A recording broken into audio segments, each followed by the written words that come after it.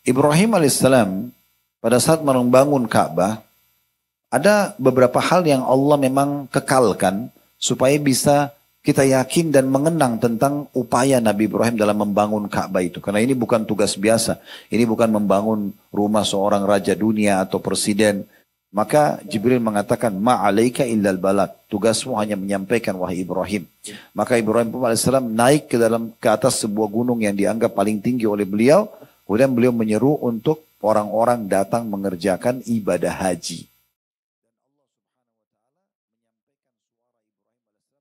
Sempat kami katakan kalau Bapak Ibu ingat pada saat itu, bahwasanya mimpi semua nabi-nabi itu adalah wahyu. Beda dengan mimpi kita. Pokoknya apapun yang Nabi lihat dalam mimpinya, semua Nabi tidak terkecuali itu berarti wahyu. Mereka bisa terima wahyu melalui mimpi, mereka bisa terima wahyu Jibril datang membawa secara langsung dengan postur aslinya sebagai malaikat, sebagaimana Nabi SAW waktu menerima 5 ayat pertama dalam surah Al-Alaq, Iqra' bismi rabbikal ladzi khalaq, itu di Gua Hira di Jabal Nur. Beliau sempat melihat Jibril pada saat turun dari Gua Hira dengan postur aslinya sebagai malaikat. Kadang-kadang juga Jibril menjelma jadi manusia, kemudian membicarakan atau menyampaikan kepada Nabi SAW apa yang diinginkan. Kadang-kadang diilhamkan dalam hati, kadang-kadang beliau mendengar ada seperti suara lonceng yang keras dan berbagai macam metode penerimaan wahyu. Tapi salah satunya mimpi.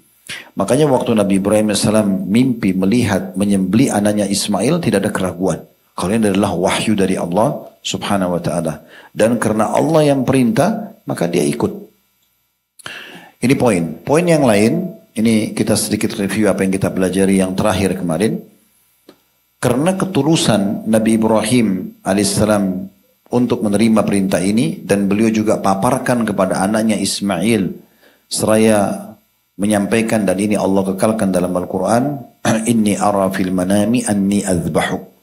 Wahai anakku, saya lihat dalam mimpi saya menyembelihmu, coba dengar bagaimana pendapatmu.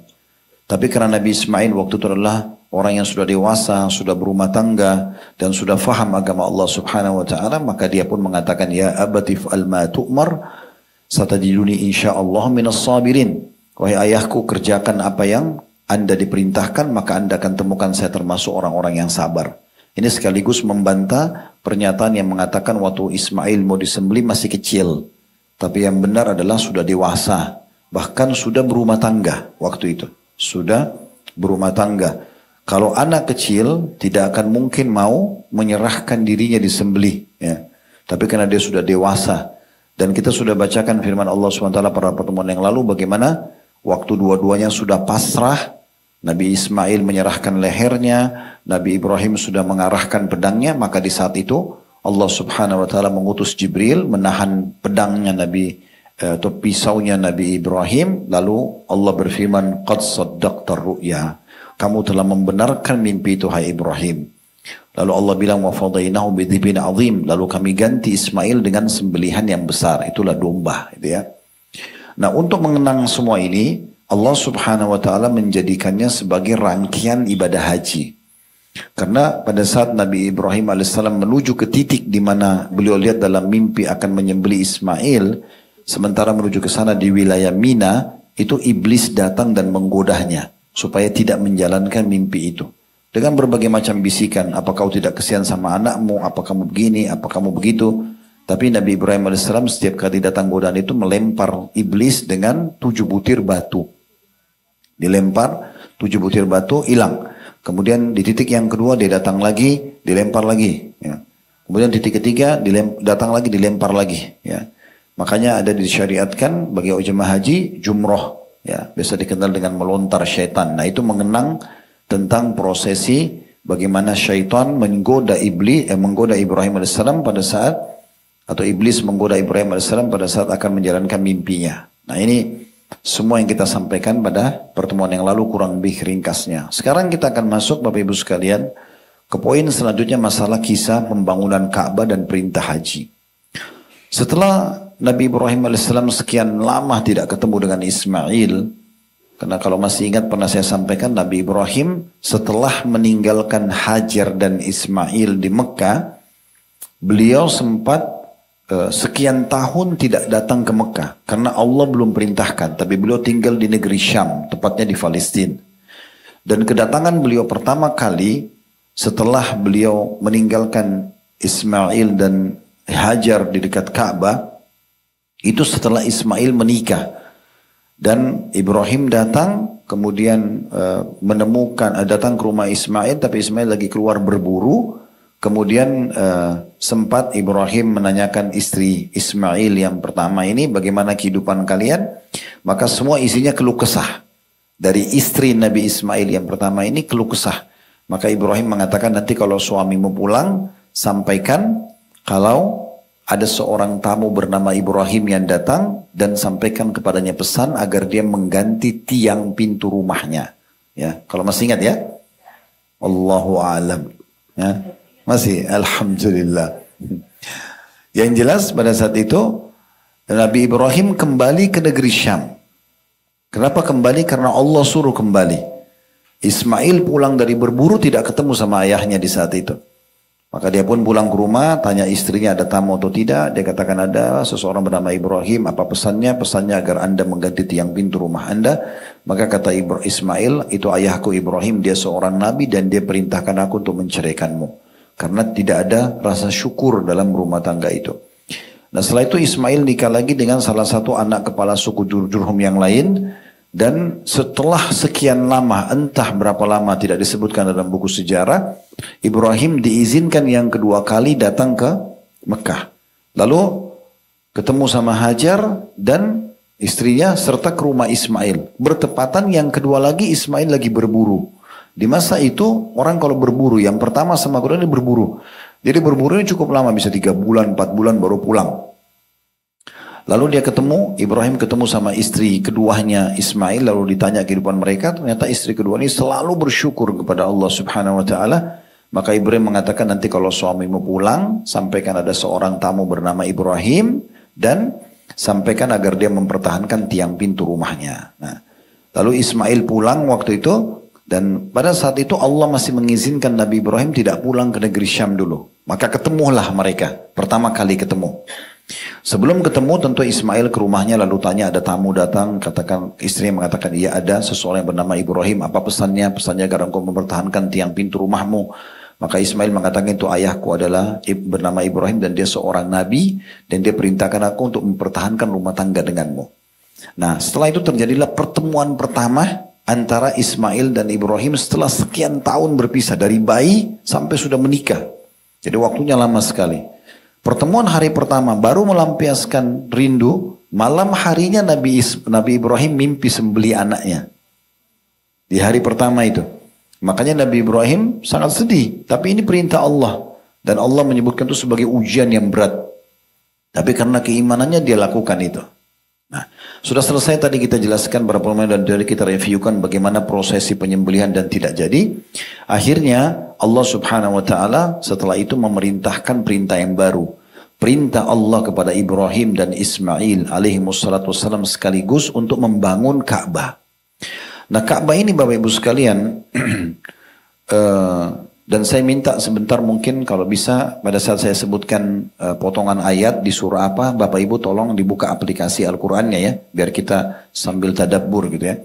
Tapi belum sekarang, nanti sebentar saya mau sampaikan dulu. Ka'bah itu Bapak Ibu sekalian rumah Allah di muka bumi, satu-satunya rumah Allah di muka bumi yang dibangun oleh Nabi Adam bersama anaknya yang bernama Syith. Shin ya tha ya dibaca Syith. Ini juga seorang nabi. Jadi Nabi Adam punya anak Qabil dan Habil, kemudian ada Syith. Syith ini dinobatkan jadi nabi. Dan Allah turunkan kepada Syith alaihi wassalam 50 kitab. Tentu ini ada kisah tersendiri, tapi yang jelas Ka'bah itu dibangun pertama oleh 2 manusia muda ini. Kemudian bangunan Ka'bah runtuh Bapak Ibu sekalian karena banjir di zaman Nabi Nuh. Karena semua muka bumi ini Allah sebutkan dalam Al-Quran tentang kisah Nabi Nuh, semua air yang ada di langit dituangkan, semua air yang di bumi dikeluarkan sehingga bertemu. Dan yang selamat hanya yang ada di kapal Nabi Nuh saja. Nah termasuk waktu itu yang kena hancur adalah bagian bangunan Ka'bah. Tersisa pondasinya saja. Nah itulah sebabnya di zaman Nabi Ibrahim Allah suruh bangun kembali di pondasi yang sama. Nah itu Bapak Ibu bisa lihat dalam surah Al-Imran. Ya, surah nomor 3 ayat 96. Surah nomor 3 ayat 96. Allah berfirman, sekali lagi surah nomor 3 ayat 96, Inna awwala baitin udi'a lin-nasi alladhi bi Bakkata mubarakan wa hudan lil alamin. Sesungguhnya Al-Imran 96 ya, rumah yang mula-mula dibangun untuk beribadah manusia ialah Baitullah di Bakkah. Bakkah istilah Mekah. Ya, bisa juga Bakkah itu yang dimaksud adalah pondasi dasarnya Ka'bah, tapi dia di sini terjemahnya adalah Mekah yang diberkahi dan menjadi petunjuk bagi semua manusia. Ya, menjadi petunjuk bagi semua manusia. Saya juga akan buka aplikasi Al-Quran karena cukup banyak ayat-ayat Al-Quran yang akan kita baca ya. Kemudian Allah Subhanahu wa taala juga berfirman, Bapak Ibu bisa lihat dalam surah Al-Baqarah, surah nomor 2 ayat 125 sampai 129. Ini Allah menggambarkan tentang perintah prosesi pembangunan Ka'bah pertama kali. Sekali lagi Al-Baqarah surah nomor 2 ayat 125 sampai 129. Bunyinya, wa idh ja'alna al-baita mathabatan lin-nasi wa amnan wattakhidhu min maqami Ibrahim musalla wa ahidna ila Ibrahim wa Ismail an tahhira baitiya lit-ta'ifina wal-'akifina war-rukka'is sujud. Dan ingatlah ketika kami menjadikan rumah itu, maksudnya Baitullah, Ka'bah, tempat berkumpul bagi manusia dan tempat yang aman. Jadi semenjak waktu Allah ciptakan sampai menjelang hari kiamat, Ka'bah itu dijamin selalu lokasinya aman. Dan akan terus menjadi tempat ibadah. Dan jadikanlah sebagian maqam Ibrahim. Maqam Ibrahim tempat pijakan kaki Nabi Ibrahim. Nanti juga akan kita jelaskan dalam proses pembangunan insyaAllah. Dan jadikanlah sebagian maqam Ibrahim. Tentu hadits menjelaskan di belakang maqam Ibrahim. Makanya Bapak Ibu kalau habis tawaf, sholat 2 rakaat di belakang maqam Ibrahim. Dan jadikanlah sebagian maqam Ibrahim tempat sholat. Dan telah kami perintahkan kepada Ibrahim dan Ismail, bersihkanlah rumahku untuk orang-orang yang tawaf, yang i'tikaf, yang ruku dan juga sujud. Maksudnya betul-betul di sekitar Ka'bah harus dipakai hanya untuk ibadah. Ayat 126-nya, wa idh qala Ibrahim rabbi ja'al hadha baladan aminan warzuq ahlahu minas thamarati man amana minhum billahi wal yawmil akhir. Qala wa man kafara fa umatti'uhu qalilan thumma attarruhu ila adzabin nar wa bi'sal masir. Dan ingatlah dalam Al-Quran teman-teman, kalau ada kata-kata ingat berarti pelajarilah. Karena kita nggak mungkin mengingatnya tanpa mempelajarinya gitu ya. Ketika Ibrahim berdoa, dan doa ini Ibrahim ucapkan kapan? Pada saat beliau meninggalkan Hajar dan Ismail menuju ke negeri Syam. Kalau masih ingat di awal-awal kajian sirah kita, setelah Nabi Ibrahim menurunkan dan meninggalkan Hajar dan Ismail di dekat Ka'bah, lalu Nabi Ibrahim langsung menuju ke negeri Syam. Hajar sempat mengejarnya. Hai Ibrahim, apa kau meninggalkan kami? Di lembah, tidak ada manusia, tidak ada hewan, tidak ada kehidupan. Maka Ibrahim tetap diam. Kemudian diucapkan lagi oleh Hajar sambil Ismail jalan dengan untanya, Hajar ikutin. Wahai Ibrahim, apa kau tinggalkan kami di lembah? Gak ada kehidupan, gak ada manusia, gak ada hewan. Allah gambarkan dalam Al-Quran, biwadin gairi dhidra. Di lembah yang tidak ada pohon mati, apalagi pohon hidup. Nabi Ibrahim diam. Yang ketiga kali juga sama. Yang keempat kali lalu Hajar mengatakan, Allahu amaraka bihada. Apakah Allah yang perintahkanmu untuk ini? Kata Ibrahim, iya. Maka Hajar mengucapkan kata-kata mulia, idzan la yudayyi'ana. Kalau begitu tidak mungkin dia menyia-nyiakan kami. Maka setelah itu terjadilah prosesi Ibrahim pulang. Sementara ke negeri Syam dia berdoa ini. Sementara kisah Hajar dan Ismail sudah kita ceritakan bagaimana Hajar bolak-balik dari Safa ke Marwah, bagaimana Jibril mengepakkan sayapnya keluar air Zam-Zam, bagaimana suku Jurhum keluar dari Yaman, kemudian jadi penduduk Mekah, dalam sehari komunitas Mekah terbentuk, ya. Itu sudah kita paparkan semua. Nah di ayat 126-nya ini, itu Allah kembali menggambarkan kepada kita bagaimana Ibrahim waktu pergi ke negeri Syam, dalam kondisi dia sedih tinggalkan istri sama anaknya, dia berdoa ini. Dia mengatakan, ya Tuhanku, Jadikanlah negeri ini, maksudnya Mekah, negeri yang aman sentosa. Dan berikanlah rezeki dan buah-buahan kepada penduduknya yang beriman di antara mereka kepada Allah dan hari kemudian. Jadi sampai sekarang Mekah itu walaupun tidak banyak pohon, tanaman, buah-buahan, tapi hampir semua buah-buahan ada.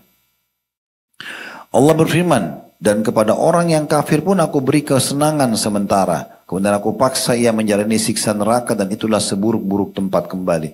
Maksudnya kalaupun di Mekah ada orang kafir di masa itu, maka Allah juga memberikan dia keberkahan dari keberkahan Mekah itu sendiri. Dia juga akan dapat makan segala macam. Tapi kalau tidak beriman, meninggal dalam keadaan kafir, dia akan masuk ke dalam api neraka. Baik, 127-nya, ini ayat tentang prosesi pembangunan Ka'bah Bapak Ibu sekalian. Wa idh yarfa' Ibrahimul qawa'ida minal baiti wa Ismailu Rabbana taqabbal minna innaka antas samiul alim. Dan ingatlah, artinya pelajarilah, ketika Ibrahim meninggikan atau membina dasar-dasar Baitullah bersama Ismail alaihi wassalatu wassalam, seraya mereka berdoa, ya Tuhan kami, terimalah daripada kami amalan kami ini, sesungguhnya Engkau lah yang maha mendengar lagi maha mengetahui. Jadi ini setelah ada perintah dari Allah subhanahu wa ta'ala untuk membangun Ka'bah, maka sementara prosesi pembangunan itu, Nabi Ibrahim dan Ismail terus berdoa kepada Allah. Ini pelajaran penting Bapak Ibu sekalian. Kita kalau sementara sebelum mengerjakan amal, sedang mengerjakan amal, dan sesudahnya selalu berdoa agar Allah terima. Ya, supaya betul-betul Allah memberikan pahala maksimal. Itu yang dicontohkan oleh kedua Nabi yang muda ini. Mereka mengatakan, ya Tuhan kami, terimalah dari kami amalan ini, ya sungguhnya Engkau maha mendengar lagi maha mengetahui. Lalu ayat 128-nya, Rabbana waj'alna muslimaini laka wa min dhurriyyatina ummatan muslimatan laka wa arina manasikana wa tub alaina innaka antat tawwabur rahim. Ya Tuhan kami, jadikanlah kami ini berdua orang yang tunduk patuh kepada Engkau, dan jadikanlah di antara anak cucu kami umat yang tunduk juga patuh kepada Engkau. Dan tunjukkanlah kepada kami cara-cara dan tempat-tempat ibadah haji kami, dan terimalah taubat kami, sungguhnya Engkaulah yang maha penerima taubat lagi maha penyayang. Dari ayat ini ada 3 faedah besar ya Bapak Ibu sekalian di 128 ini. Pentingnya seseorang selalu mendoakan kebaikan terutama untuk keturunannya, untuk dirinya, supaya selalu beriman pada Allah sampai ajal datang, dan doakan keturunan untuk menjadi keturunan yang selalu tunduk dan patuh kepada Allah. Yang kedua, pentingnya kita mempelajari agama Allah supaya kita mengikuti panduan sesuai dengan SOP syariat. Harus kita ikuti. Beribadah harus punya rujukan, punya dalil. Ada panduannya enggak? Tidak ada, jangan dikerjakan. Ada, dikerjakan. Itu batasannya. Kemudian yang ketiga, pentingnya seseorang untuk selalu bertaubat kepada Allah subhanahu wa ta'ala. Di sini makna firman Allah subhanahu wa ta'ala, Nabi Ibrahim dan Ismail mengatakan, dan terimalah taubat kami. Pertanyaan sederhana, dosa apa yang dikerjakan Nabi Ibrahim dan Ismail? Tidak ada. Sementara mereka lagi prosesi bangun Ka'bah. Maksudnya ayat ini adalah, kalau dalam prosesi kami bangun Ka'bah yang Kau perintahkan ini ya Allah, ada kesalahan kami, maka terimalah taubat kami. Ini luar biasa. Jadi termasuk ya bagian yang harus diperhatikan oleh orang-orang beriman, bagaimana mereka selalu memohon maaf kepada Allah kalau seandainya ada ibadah yang dia kurang dalam mengerjakannya. Kemudian 129-nya, Rabbana wab'ats fihim rasulan minhum yatlu alaihim ayatika wa yu'allimul kitaba wal hikmata wa yuzakkihim innaka antal azizul hakim. Ya Tuhan kami, keduanya berdoa, utuslah untuk mereka seorang rasul dari kalangan mereka. Kata sebagian ulama tafsir, ini maksudnya adalah Nabi Muhammad SAW. Karena Nabi Ismail dan Nabi Ibrahim minta agar dikeluarkan dari penduduk Mekah, itu seorang rasul. Dan tidak ada yang datang sebagai rasul setelah Ibrahim dan Ismail alaihissalam di Mekah kecuali Nabi Muhammad SAW. Maka mereka berdua mengatakan, ya Tuhan kami, utuslah untuk mereka seorang rasul dari kalangan mereka yang akan membacakan kepada mereka ayat-ayat Engkau dan mengajarkan kepada mereka Alkitab atau Al-Quran dan Al-Hikmah, Sunnah, serta mensucikan mereka. Sungguhnya Engkau lah yang maha kuasa lagi maha bijaksana. Nah ini yang kita bahas sampai ayat 129 gitu ya. Baik, ayat ini Bapak Ibu sekalian menjelaskan kepada kita tentang adanya prosesi pembangunan Ka'bah itu sendiri. Ibrahim alaihissalam pada saat membangun Ka'bah, ada beberapa hal yang Allah memang kekalkan supaya bisa kita yakin dan mengenang tentang upaya Nabi Ibrahim dalam membangun Ka'bah itu. Karena ini bukan tugas biasa. Ini bukan membangun rumah seorang raja dunia atau presiden atau membangun rumah orang tuanya. Ini membangun rumah Allah yang semua orang akan menjadikannya sebagai petunjuk dan rujukan. Sekarang berapa juta umat Islam yang sujud menghadap Ka'bah, berapa miliar, berapa tahun berjalan, maka semua itu dipanen pahalanya oleh kedua nabi ini. Ini amal yang mulia sekali. Maka Nabi Ibrahim alaihissalam setiap kali mau melihat stabilitas bangunan, beliau mundur ke belakang. Beliau mundur ke belakang. Nah, Bung Ibrahim itu supaya lihat, ini sudah rata belum? Karena waktu itu Nabi Ibrahim bukan tukang batu. Beliau seorang nabi. Perintah Allah dijalankan. Maka dia butuh tahu ini betul nggak, sudah pas nggak gitu ya. Nah, setiap kali beliau mundur di satu titik, dan titik ini selalu beliau jadikan sebagai sentral. Itulah yang dikekalkan telapak kaki beliau. Dikenal dengan Maqam Ibrahim. Ya. Dan itu Allah kekalkan. Ya, supaya kita tahu memang yang bangun Ka'bah adalah Ibrahim alaihissalam. Bahkan dijadikan sebagai bagian daripada umroh dan haji. Tawaf itu ada sholat di belakang Maqam Ibrahim. Kalau Bapak Ibu sudah tahu, alhamdulillah. Kalau belum tahu, sholat 2 rakaat di belakang Maqam Ibrahim yang hanya 2-3 menit itu. Rakaat pertama baca Al-Fatihah sama Al-Kafirun. Rakaat kedua baca Al-Fatihah sama Al-Ikhlas. Ini pahalanya sama dengan bebasin satu orang budak dari anak Ismail. Supaya lebih mendekatkan maknanya.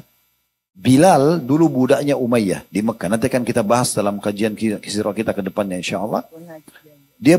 Bilal adalah budak Umayyah. Umayyah ini orang kaya Mekah. Lalu dia disiksa karena masuk Islam. Yang beli dia adalah Abu Bakar.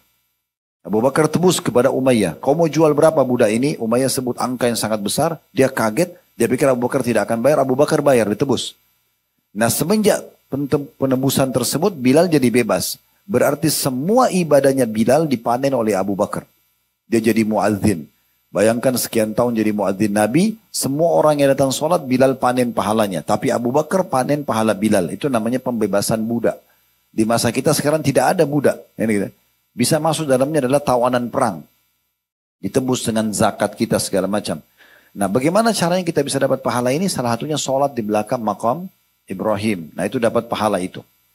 Nah, ini salah satu. Dan Allah subhanahu wa ta'ala sebutkan di dalam surah Al-Imran ayat 97. Ya, bisa dibuka Al-Imran ayat 97. Tadi sempat kita baca 96-nya ya. Jadi ayat 97 itu menggambarkan tentang Maqam Ibrahim ini. Saya bacakan bunyinya. Fihi ayatum bayyinatum maqamu Ibrahim wa man dakhalahu kana amina. Walillahi 'alan nasi hijjul baiti man istata'a ilaihi sabila wa man kafara fa innallaha ghaniyun 'anil 'alamin. Yang artinya padanya, maksudnya di sekitar Ka'bah itu terdapat tanda-tanda yang nyata. Maksudnya tanda-tanda nyata kalau itu adalah perintah Allah Subhanahu wa taala karena orang selalu ke sana, orang tawaf ya, orang muliakan. Lalu diantaranya tanda-tanda itu adalah makomnya Ibrahim. Bekas pijakan kaki beliau pada saat melihat stabilitas bangunan Ka'bah. Barang siapa yang memasuki Baitullah, di dalamnya atau di sekitarnya, maka amanlah dia. Dan mengerjakan haji adalah kewajiban manusia terhadap Allah. Yaitu bagi orang yang sanggup mengadakan perjalanan ke Baitullah. Barang siapa yang mengingkari kewajiban haji, maka sungguhnya Allah Maha Kaya dan tidak memerlukan sesuatu dari semesta alam. Hukum haji, Bapak Ibu sekalian, nanti akan kita masukkan di rangkuman kita setelah menjelaskan perbuatan-perbuatan yang telah dikerjakan Nabi mulia Ibrahim dan Ismail AS. Nanti akan jadi rangkaian haji. Ini wajib yang pertama kali kepada semua muslim dan muslimah. Ya, hukumnya wajib. Sebagaimana umroh yang pertama juga wajib. Dalam pendapat Imam Syafi'i rahimahullah. Ya. Jadi Bapak Ibu sekalian kalau ada punya kemampuan jangan ditunda-tunda untuk umroh dan haji. Ya. Karena saya lihat kadang-kadang mayoritas jemaah kami yang pergi haji itu sudah berumur. Ya, masa mudanya di mana? Waktu saya tanya, Bapak sudah pernah haji? Belum. Kemana saja selama ini? Ternyata lebih banyak ke Eropa, ke Amerika, kemana-mana dan lupa tentang kewajiban utama dia. Harusnya pergi haji walaupun sekali seumur hidup. Itu yang wajibnya. Tapi kalau dia bisa ulang-ulangi sangat baik. Karena Nabi SAW memerintahkan kita untuk mengulang-ulangi haji dan umrah.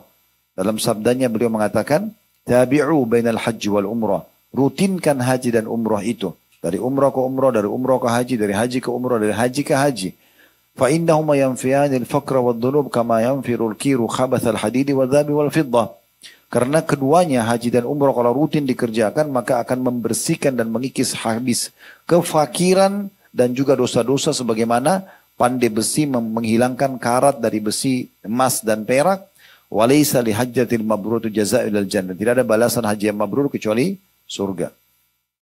Baik, ini tentang masalah ya adanya maqam Ibrahim. Setelah selesai pembangunan Ka'bah ini, ya, Allah atau Nabi Ibrahim alaihissalam dan Nabi Ismail terus berdoa. Tadi sudah kita bacakan Al-Baqarah 127. Ya Allah, terimalah ini dari kami. Lalu Allah Azza wa Jalla memanggil dan memerintahkan Ibrahim setelah bangun Ka'bah selesai untuk menyeru manusia datang mengerjakan ibadah haji. Sempat Ibrahim berkata kepada Jibril alaihissalam dalam beberapa riwayat, "Wa ma yablughu sauti," sampai di mana suaraku? Karena Allah perintahkan Nabi Ibrahim sendiri, waktu itu tidak ada media kayak kita sekarang mungkin bisa di-share, bisa diangkat di media, semua orang dunia bisa lihat. Nabi Ibrahim sendiri di Mekah, gimana caranya dia panggil orang satu dunia ini yang beriman untuk datang haji? Maka Jibril mengatakan, "Ma'alaika illal balad." Tugasmu hanya menyampaikan wahai Ibrahim. Maka Ibrahim AS naik ke atas sebuah gunung yang dianggap paling tinggi oleh beliau. Kemudian beliau menyeru untuk orang-orang datang mengerjakan ibadah haji. Dan Allah Subhanahu wa taala menyampaikan suara Ibrahim AS terdengar oleh semua orang beriman di saat itu. Maka semuanya berlumba-lumba datang untuk mengerjakan ibadah haji. Bapak Ibu bisa lihat dalam surah Al-Hajj. Memang Allah namakan surah Al-Hajj, surah nomor 22.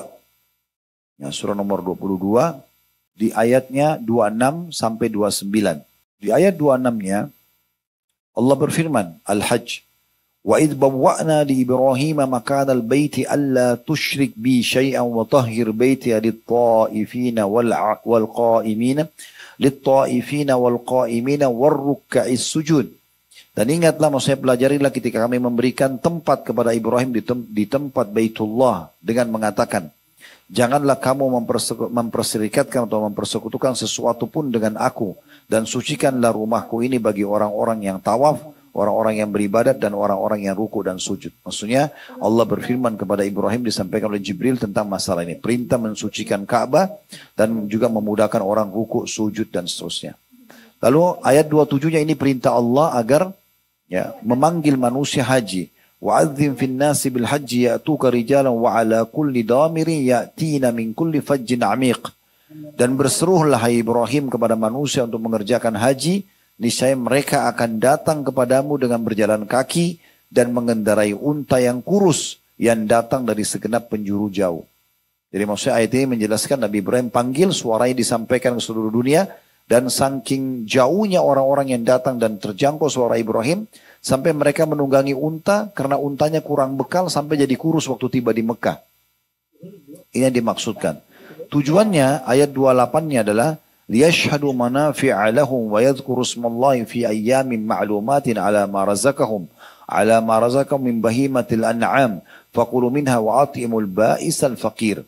Semua itu supaya mereka, manusia yang beriman, menyaksikan berbagai manfaat bagi mereka dan supaya mereka menyebut nama Allah pada hari yang telah ditentukan atas rezeki yang telah Allah berikan kepada mereka berupa binatang ternak. Maksudnya mereka haji termasuk itu untuk bersyukur kepada Allah Subhanahu wa taala, dan kita tahu ada ibadah kurban dari prosesi tadi tidak jadinya disembelih Ismail oleh Ibrahim alaihi wassalam. Maka makanlah sebagian darinya dari hewan kurban itu dan sebagian lagi berikanlah kepada untuk dimakan oleh orang-orang yang sengsara dan juga orang fakir. Terakhir ayat 29-nya, "Tsummal yaqdu tafathahum wal yufu nudurahum wal yattawafu bil baitil atiq." Kemudian hendaklah mereka menghilangkan kotoran yang ada pada badan mereka, maksudnya bersuci, dan hendaklah mereka menyempurnakan nadar-nadar mereka, dan hendaklah mereka melakukan tawaf sekeliling rumah yang tua itu atau Baitullah. Saksi bahasan kita adalah di sini bagaimana Allah Subhanahu wa taala menyebutkan ya disuruh Ibrahim menyuruh manusia agar datang dan beribadah untuk mengerjakan ibadah haji. Setelah itu tentunya ya mulailah manusia datang dan menjalankan ibadah haji, dan pada masa itu semua manusia yang datang ke Mekah yang beriman, mereka bertauhid kepada Allah Bapak Ibu sekalian. Tidak ada kesyirikan sama sekali. Dan dari semua rangkaian yang kita sudah sampaikan dari pertemuan yang lalu dan sekarang, inilah rangkaian ibadah haji. Dimulai dari bagaimana Nabi Ibrahim dan Nabi Ismail salam, gitu kan?